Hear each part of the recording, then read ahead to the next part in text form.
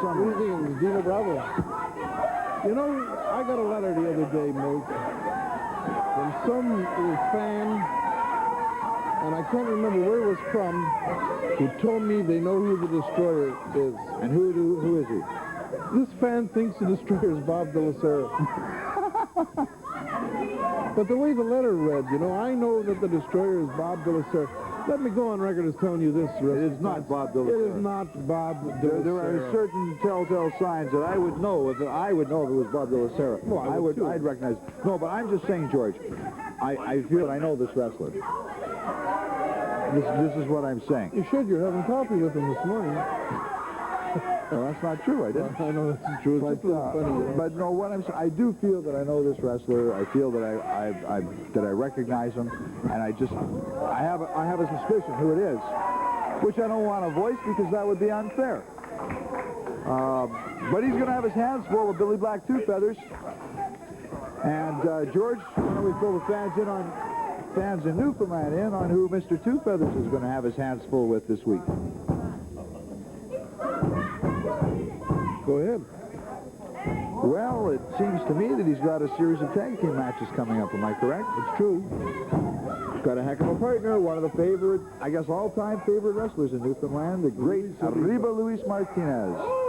And they'll be tangling, what, George, all week long in a series of matches with the Bulldog Don Kent and his Iranian buddy, Ali Hassan. Ali Hassan. I'll tell you, what a combination. What a combination. Well, there's Mr. Puerto Rico going in behind Billy Black. Does it again after reversal. 8 minutes remaining in this match. Nice move by Mr. Puerto Rico. Well, you know, George, both these wrestlers obviously very experienced. I think the fans just saw a series of holds and counters there that really exemplified experience in the ring. Both wrestlers using their opponent's movement and motion to their own advantage in terms of going with it, recognizing the other wrestler was going to take the hold, and letting the force of the wrestler taking the hold actually, to an extent, propel himself into breaking the hold through a counter. There's Miss Puerto Rico on the ropes. Billy Black Two Feathers on top of him very quickly. Referee calls for the break-in. Billy Black does so very cleanly. Now he said to break it. Why don't you break it, man?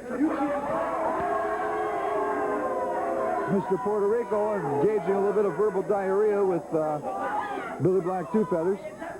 7 minutes remaining in this match. Referee Wayne Cashman, one of the fine referees in professional wrestling, George. And by this time, certainly no stranger to the wrestling fans, well, throughout Ontario and Newfoundland and British Columbia, a number of other places. Alberta. That's right.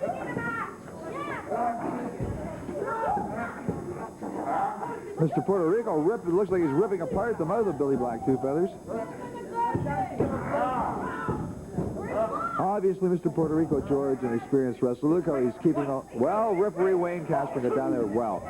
Forearm thrown by Mr. Puerto Rico.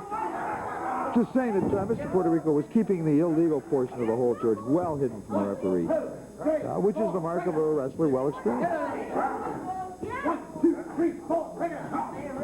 Mr. Puerto Rico was choking Billy Black in the corner, a punch to the midsection, a forearm uppercut. 6 minutes remaining in this match. Nice reversal by Billy Black. Reversing and whipping Mr. Puerto Rico into that far corner. Uppercut. Another one by Billy Black. Wrist lock taken by Billy Black. Good kick to the midsection by Billy Black. George, I know that one of the questions that we've been asked very regularly over the last couple of years in Newfoundland, particularly whenever there's an Indian wrestler in the ring, a capable, very capable one, such as Billy Black Two Feathers, is what happened to Johnny War Eagle. Oh, Johnny War Eagle is well, the fans all heard this. Yeah, he is making his home just outside of Montreal now. And he is, like I say, he's semi-retired to this extent that he wrestles the occasional match, but it's not his main source of income. And really doesn't wrestle other than in the immediate Montreal area. Yes, he confines his matches to the very immediate Montreal area. You know, what you fans have to understand is that over the years, the constant travel takes a tremendous toll. And I guess George, and maybe correct me if I'm wrong, but I'm sure that there were periods of your career as a wrestler and wrestling manager where, let's say, you slowed down for a period of time, got tired of the travel. Me? Slowed down? Got tired of the travel. Very bad choice of words. Quickened up? No. What I mean by slowing down is where you didn't travel as much. Well, yeah, you see, in professional wrestling, you have to travel to make the big bucks. That's right. But I'm saying after the times where you get tired of it, and where you just decide you want to wrestle around home, even if it means you don't make as much money. Good moves by Billy Black, Two Feathers. He's dancing there, so we're now beautiful knee lift with Mr. Puerto Rico on the canvas with 4 minutes remaining in this match. There it is, the count of 3. Winner of the match, Billy Black, Two Feathers. What's going on, George? Hassan and Bulldog Kent invading the ring. Here comes Arriba Luis Martinez. Martinez coming in now. What a free-for-all.